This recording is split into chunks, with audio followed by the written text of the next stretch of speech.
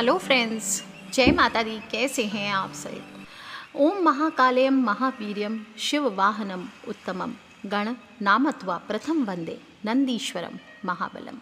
दोस्तों, शिव के वाहन नंदीश्वर की आज हम बात करने वाले हैं। और पुरानी परंपराएं हैं कि घर में देवी देवताओं की मूर्ति और फोटो रखने से सकारात्मकता बनी रहती है, घर में सुख शांति का वातावरण बना रहता है।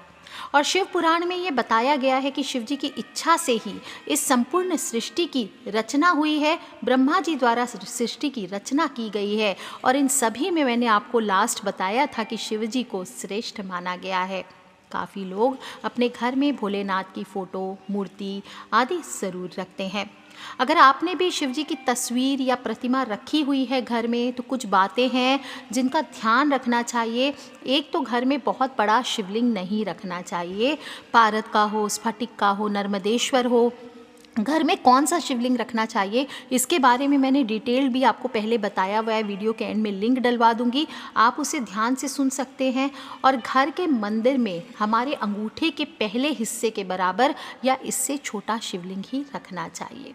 जो लोग भी वैवाहिक जीवन में समस्याओं से गुजर रहे हैं, परेशानियां दिन पर दिन बढ़ती जा रही है, पति पत्नी में कलह है, कलेश है, उनको अपने घर में पूरा शिव परिवार रखना चाहिए। शिव परिवार की पूजा करने से पति पत्नी के बीच में प्रेम बना रहता है। घर की उत्तर दिशा में ईशान कोण में शिव जी की पूजा करनी चाहिए, चाहे फोटो हो, चाहे मूर्ति हो, चाहे शिवलिंग हो, इसी दिशा में स्थापित आपको करना चाहिए ताकि हर घर में आने जाने वाले लोग महादेव के दर्शन कर सकें। कोई भी अगर फोटो भी लगाते हैं आप शिव जी की, तो ऐसी लगाएं जिसमें वो प्रसन्न दिख रहे हैं, नंदी पर विराजित हों या फिर ध्यान में बैठे हैं। ध्यान रखें, शिव जी का क्रोधित स्वरूप, भैरव स्वरूप, ये फ़ोटोज़ आपको घर में नहीं रखना चाहिए। या फिर तांडव कर रहे हैं, ऐसी फ़ोटो भी आपको घर पे नहीं रखनी चाहिए, नहीं तो ये घर में अशांति का माहौल बढ़ाता है। शिव जी के साथ साथ अगर फ़ोटो रख रहे हैं तो हमेशा माता पार्वती, गणेश जी, कार्तिकेय स्वामी और नंदी की मूर्ति भी रखनी चाहिए, क्योंकि शिव परिवार की पूजा एक साथ करना बहुत ही शुभ माना गया है। इसके बिना आपकी मनोकामनाएं पूर्ण नहीं होती है। कोई भी शुभ कार्य हो, पूजन हो, इसका प्रारंभ श्री गणेश जी की पूजा से ही किया जाता है, ताकि कोई भी कार्य हमारा निर्विघ्न रूप से संपन्न हो। कोई भी धार्मिक अनुष्ठान हो, उसकी पूर्णता नहीं होती है। और जब भी गणेश जी को आप गणेश जी की पूजन करेंगे तो दुर्बा ज़रूर चढ़ाएं। दुर्बा बहुत प्रिय होती है, रोली हो, पुष्प हो, मोदक हो, ये आप चढ़ाइए। और कार्तिकेय जी बुद्धि के देवता हैं, तो जो लोग भी चाहते हैं कि घर में बच्चे पढ़ाई में तेज हों, सुख और समृद्धि घर में बनी रहे, उन्हें घर में कार्तिकेय भी स्थापित करना चाहिए। माता पार्वती की तो बात ही क्या है। माता पार्वती शक्ति है और बिना माता पार्वती की पूजा के शिव पूजा का कोई लाभ नहीं मिलता है। यही दुर्गा है, शक्ति है। और शिवलिंग के पास ही बैठ करके जो भी मनुष्य दुर्गा सप्तशती का पाठ करता है या उसके श्लोकों को सुनता है, माता को चुनरी चढ़ाता है, श्रृंगार का सामान चढ़ाता है, तो इससे भोलेनाथ और माता रानी दोनों एक साथ प्रसन्न होते हैं। और आप देखेंगे आपके घर पे बहुत ही खूबसूरत वातावरण बनता है, आपके जीवन की कठिनाइयाँ अपने आप निकल जाती है शिवलिंग के पास बैठ करके। इसीलिए कहा जाता है सिद्धि कुंजिका स्तोत्र का भी पाठ करना चाहिए, ताकि माता रानी और शिव दोनों प्रसन्न होकर के अभीष्ट फलों को प्रदान करें। दोस्तों, कुंवारी कन्याएं माता पार्वती की पूजा करें, रामचरितमानस में वर्णित शिव पार्वती प्रसंग का पाठ करते हैं, तो कहा जाता है कि एक तो उनके विवाह जल्दी होते हैं, साथ ही साथ अगर वैवाहिक जीवन में समस्याएं आ रही है तो शिवलिंग के सामने बैठ करके आपको अरण्य कांड का पाठ करना चाहिए। जो लोग भी संतान की उन्नति के लिए चाहते हैं, माताएं इनके 108 नामों का स्मरण करें। अब बारी आती है नंदी पूजा की, तो जो बहुत ही आवश्यक है, क्योंकि कहा जाता है बिना नंदी पूजन के शिव पूजा अधूरी मानी जाती है। हर शिव मंदिर में, हर शिवालय के बाहर आप देखते होंगे पहले नंदी महाराज की मूर्ति द्वारपाल की तरह विराजमान होती है। वे शिव के वाहन भी हैं, जिन्हें बैल के स्वरूप में मंदिरों में प्रतिष्ठित किया जाता है। और नंदी का अर्थ क्या होता है? प्रसन्नता, आनंद। नंदी को शक्ति, संपन्नता और कर्मठता यानी मेहनत का प्रतीक माना जाता है। जो लोग भी शिव पूजा करने आते हैं देवालयों में, वो पहले नंदी भगवान का पूजन कर प्रणाम करते हैं, फिर शिवालय में जाकर गणपति देव और शिव जी का पूजन करते हैं। नंदी भगवान शिव जी के गण माने जाते हैं। आपको शायद ही ऐसी कोई तस्वीर या मूर्ति दिखाई देती होगी जिसमें बैल के बिना नज़र आते होंगे भोलेनाथ। और आपको बता दूं, उसमें नंदी भगवान शिव जी के सामने पैर मोड़ करके बैठे रहते हैं और इनको नियत और निष्ठा का प्रतीक माना जाता है। बुद्धिमान, समझदार और परिश्रम करने वाले, लेकिन अगर इनको भड़का दिया जाए, अगर बैल क्या होता है गुस्सा हो जाए, तो ये शेर से भी भिड़ सकता है। और इन्हीं सब गुणों को ध्यान में रखते हुए भगवान शिव ने नंदी बैल को अपनी सवारी के लिए चुना है। नंदी सिर्फ गण नहीं है, और भी सर्वश्रेष्ठ गणों में प्रमुख नंदी महाराज तो आते ही हैं। साथ ही भैरव, वीरभद्र, मणिभद्र, चंदिस, श्रृंगी, भृगिरिटी, शैल, गोकर्ण, घंटाकर्ण, जय और विजय नाम के भी शिव जी के गण माने गए हैं। और प्राचीन काल की किताब में काम शास्त्र हो, धर्म शास्त्र हो, अर्थशास्त्र हो, मोक्ष शास्त्र हो, ये सभी के रचनाकार नंदी ही माने गए हैं। नंदी कैसे बने शिव के गण, इसके बारे में बात आती है कि एक बार शिव जी की घोर तपस्या के बाद शिलाद ऋषि ने नंदी को पुत्र के रूप में पाया। शिलाद ऋषि ने अपने पुत्र नंदी को संपूर्ण वेदों का ज्ञान प्रदान किया। और एक दिन शिलाद ऋषि के आश्रम में मित्र और वरुण नाम के 2 दिव्य ऋषि पधारे। नंदी ने अपने पिता की आज्ञा से उन ऋषियों की उन्होंने अच्छे से सेवा की। जब ऋषि जाने लगे तो उन्होंने शिलाद ऋषि की लंबी उम्र और खुशहाल जीवन का आशीर्वाद दिया, लेकिन नंदी को नहीं दिया। तब शिलाद ऋषि ने उनसे पूछा कि उन्होंने नंदी को आशीर्वाद क्यों नहीं दिया। इस पर ऋषियों ने कहा कि नंदी अल्प आयु है। यह सुनकर शिलाद ऋषि चिंतित हो गए। पिता की चिंता को नंदी ने जानकर पूछा, क्या बात है पिताजी? तब पिता ने कहा, तुम्हारी अल्प आयु के बारे में ऋषि कह गए हैं, इसलिए मैं चिंतित हूँ। यह सुनकर नंदी हंसने लगा और कहने लगा कि आपने मुझे भगवान शिव की कृपा से पाया है, तो मेरी उम्र की रक्षा भी वही करेंगे। आप क्यों नाहक चिंता करते हैं? इतना कहते ही नंदी भुवन नदी के किनारे शिव की तपस्या करने चले गए। कठोर तप के बाद शिव जी वहाँ प्रकट हुए और कहा, वरदान मांगो वत्स। तब नंदी ने कहा कि मैं उम्र भर आपके सानिध्य में रहना चाहता हूँ। नंदी के समर्पण से प्रसन्न होकर भगवान शिव ने नंदी को पहले अपने गले लगाया और उन्हें बैल का चेहरा दे करके उन्हें अपना वाहन, अपना दोस्त, अपने गणों में सर्वोत्तम रूप में स्वीकार किया। भगवान शंकर ने उमा की सम्मति से संपूर्ण गणों, गणेशों और वेदों के समक्ष गणों के अधिपति के रूप में नंदी का अभिषेक करवाया और शिव ने दिया नंदी को वरदान। इस तरह से नंदी नंदीश्वर हो गए। बाद में मरुतों की पुत्री सुयशा के साथ नंदी का विवाह हुआ और भगवान शंकर ने नंदी को वरदान दिया कि जहाँ पर उनका निवास होगा वहाँ नंदी का भी निवास होगा। तभी से हर शिव मंदिर में शिव जी के सामने नंदी की स्थापना की जाती है। वे बंद आँखों से संपूर्ण जगत के संचालन में सहयोग करते हैं, जबकि नंदी चैतन्यता का प्रतीक मानी जाती है, जो खुली आँखों और खुले कान से व्यक्त अव्यक्त बातों का भान करते हैं। पुराणों के अनुसार भगवान शिव की तपस्या में किसी प्रकार का विघ्न न पड़े, इसलिए नंदी चैतन्य अवस्था में उनके तपोस्थल के बाहर तैनात रहते हैं।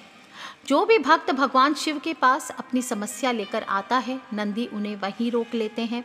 किसी बाहरी विघ्न से शिव जी की तपस्या भंग ना हो, इसलिए भक्त भी अपनी बात नंदी के कानों में कह देते हैं और शिव की तपस्या से बाहर आने पर नंदी उन्हें भक्तों की सारी बातें जस की तस बता देते हैं।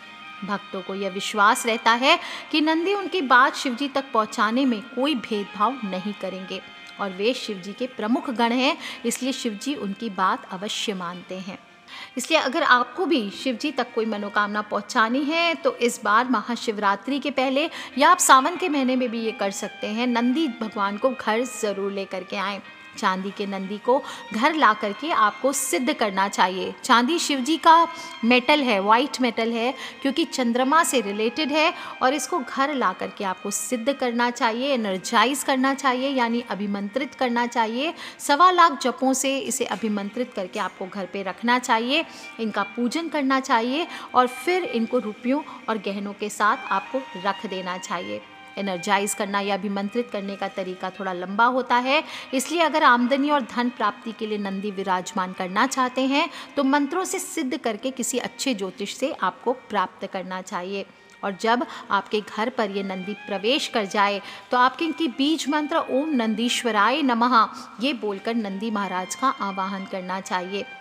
इससे भगवान शिव के सभी गणों का आवाहन और पूजन एक साथ हो जाता है और इसके बाद आपको गणपति देव का पूजन करना चाहिए, फिर ही आपको शिव पूजन करना चाहिए। दोस्तों, आपके घर पे अगर शिवलिंग हो तो उस पर जल चढ़ाएं। इस दिन हो सके अगर महाशिवरात्रि पर तो खीर बना करके शिवलिंग पर चढ़ाएं, भोग लगाएं, या फिर कम से कम एक मुट्ठी अक्षत या चावल आपको ज़रूर चढ़ाना चाहिए। आपको जो भी प्रसाद चढ़ाया हुआ हो उसको खुद नहीं खाना चाहिए, उसका वितरण करना चाहिए। पूजा में आप चंदन हो, कमलगट्टे हो, काले तिल हो, साठी के चावल हो, धूप हो, जौ हो, बेलपत्र हो, भांग हो, धतूरा हो, मंदार हो, पुष्प हो, शमी पत्र हो, ये आपको अर्पण करना चाहिए। इसके बाद भोले बाबा की आरती करनी चाहिए और अंत में जो भी आप भोग आदि लगाएंगे वो लगा करके क्षमा याचना ज़रूर करें। ओम नमः शिवाय का तो जप करेंगे ही, साथ ही साथ आपको शिव गायत्री मंत्र का भी जप करना चाहिए। ओम तत्पुरुषाय विद्महे चक्रतुंडाय धीमहि तन्नो नंदी प्रचोदयात्। इस तरह से पूजन करने के बाद नंदी के कानों में, जो छोटे से चांदी के नंदी हों, उनके कानों में आप अपनी मनोकामना बोलें और फिर उनको घर में उत्तर पूर्व दिशा में यानी ईशान कोण में स्थापित कर दीजिए, या घर या दुकान में जो भी तिजोरी हो, कैश बॉक्स हो, या फिर जो भी आपका कंप्यूटर रूम हो जहाँ से आप कार्य आदि करते हैं वहाँ पर इसको स्थापित कर दीजिए। आपको बता दूं दोस्तों, इस प्रकार से जो भी मनुष्य घर में चांदी के नंदी को स्थापित करता है उससे घर परिवार सदा सुखी रहता है, घर में धन धान्य के भंडारे हमेशा भरे रहते हैं। साथ ही साथ आप ध्यान रखें, जब भी नंदी के कानों में आप बोलेंगे उसके पहले कुछ नियम पालन करना अत्यंत आवश्यक माना गया है। नंदी के कानों में अपनी मनोकामना बोलते हुए इस बात का बहुत ध्यान रखें कि आपकी कही हुई बात कोई और नहीं सुनना चाहिए। अपनी बात इतनी धीमी कहें कि आपके पास खड़े व्यक्ति को भी उसका पता न चले, किसी को बताए नहीं आपने क्या बोला है। और नंदी के कान में अपनी बात कहते समय अपने होठों को अपने दोनों हाथों से ढक लें ताकि कोई भी अन्य व्यक्ति उस बात को कहते हुए आपको ना देखें। आपके होंठ भी हिलते हुए नहीं दिखने चाहिए। नंदी के कान में कभी भी किसी की बुराई, दूसरे व्यक्ति का बुरा करने की बात कि उसका नुकसान कर दो, गुस्सा हो, वो गलत काम करता है तो उसके साथ ऐसा कर दो, ऐसा नहीं करना है। किसी की बुराई नहीं करनी है, नहीं तो शिव जी के क्रोध का भागी बनना पड़ेगा। सिर्फ आप अपनी मनोकामना कहें, और मनोकामना कहने से पहले नंदी भगवान का, कोई भी देवी देवता को हम चाहते हैं कि वो हमारी हेल्प करे तो उनका हमें पूजन करके आह्वान करना चाहिए। इसलिए नंदी के कान में अपनी मनोकामना करने से पहले नंदी भगवान को एटलीस्ट एक फूल तिलक आपको ज़रूर करना चाहिए। कुछ भेंट रखें, और चाहे वो धन हो सकता है, फलों के रूप में हो सकता है, कुछ भी थोड़ा सा चढ़ाएं। इसके बाद ही अपनी मनोकामना कहें। अपनी बात आप नंदी के किसी भी ऐसे तो कान में कह सकते हैं, लेकिन बाएं कान में अगर कहते हैं तो ये बहुत अधिक महत्वपूर्ण होता है। तो इस तरह से इस बार महाशिवरात्रि का पूरा फ़ायदा उठाइए और नंदी को अभिमंत्रित करके अपने घर में रखें, उनके कानों में अपनी मनोकामना ज़रूर बोलें। और जब भी नंदी आपके घर में आए उसके बाद 41 डेज़ तक आप अपनी मनोकामना उनके कानों में बोलें, शिव गायत्री मंत्र का जप करके। आप देखेंगे दोस्तों, आपकी सभी मनोकामनाएं तो पूर्ण होगी ही होगी, सभी कष्ट दूर होंगे, अन्न धन का भंडार आपके घर पे भरेगा। और इसी कामना के साथ आज के लिए इतना ही। दोस्तों, एक चीज़ और ध्यान रख सकते हैं आप कि अगर आपके जीवन में रोग ज़्यादा है, शारीरिक कष्ट ज़्यादा है, बॉडी में पेन आदि ज़्यादा होती है, तो आप पानी में, एक बर्तन में पानी ले लीजिए और उसमें अपनी छाया देख करके आपको 41 डेज़ तक रोज़ नंदी पर चढ़ाना चाहिए। ये भी बहुत अच्छा होता है। और जो लोग भी प्रोफेशनल करियर में सफलता चाहते हैं उनको नंदी पर चढ़ा हुआ चांदी का सिक्का आपको चढ़ाना चाहिए नंदी पर, और उसके बाद इसको तिजोरी में स्थापित करना चाहिए। और ध्यान रखें दोस्तों, शिवजी का चरित्र भी बैल के समान है। शिवजी की पूजा आप हमेशा करें, ज़रूर करें। और महाशिवरात्रि है तो भोलेनाथ की सच्चे दिल से इस बार पूजन कीजिए। साथ ही साथ नंदी के कानों में इस बार अपनी मनोकामना कहना ना भूलें। आप देखिए, अगर भोलेनाथ ध्यान में बैठे और आपकी मनोकामना नहीं सुन रहे, काफ़ी वर्षों से आप पूजा कर रहे हैं, तो इस बार एक बार नंदी के कानों में अपनी मनोकामना कह कर तो देखिए। आप देखिए कैसे भोलेनाथ आपकी सभी मनोकामनाओं को पूर्ण करते हैं। कर लीजिए उपाय दोस्तों। और फिर से आपसे एक रिक्वेस्ट करूंगी, अगर हो सके तो इस बार आप शिव परिवार की पूजा एक साथ कीजिए। आप देखिए घरों में जो कलेश दिन पर दिन बढ़ते जा रहे हैं और वो आपके जीवन से कम होते हैं। और जो भी आप शिवलिंग आदि की भी पूजा करेंगे, ध्यान रखें मार्केट से ऐसे पत्थर के शिवलिंग खरीद करके घर पे विराजित ना करें।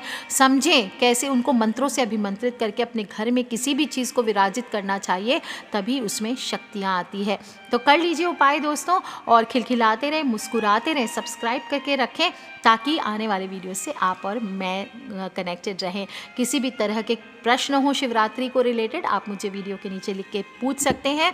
और हाँ दोस्तों, सब्सक्राइब करके रखें ताकि आने वाले वीडियो से आप और मैं कनेक्ट, अपने फ्रेंड्स, फैमिली, मम्मी पापा, भाई बहन, बच्चे सभी लोगों से इसे शेयर करना बिल्कुल ना भूलें। Take care friends, love you all. जय माता दी, बम बम भोलेनाथ की।